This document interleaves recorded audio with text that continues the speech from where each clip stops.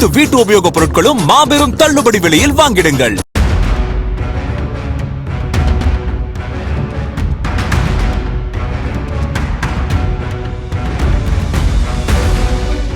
கோவை இந்துஸ்தான் கலைக்கல்லூரி விடுதி சமையல் அறையில் சமைக்கப்பட்ட உணவு தரமற்றதாக உள்ளதாக கூறி மாணவர்கள் போராட்டம் நடத்திய நிலையில் அங்கு ஆய்வு செய்த உணவு பாதுகாப்புத்துறை அதிகாரிகள் சமையலறை செயல்பட தடை விதித்தனர்.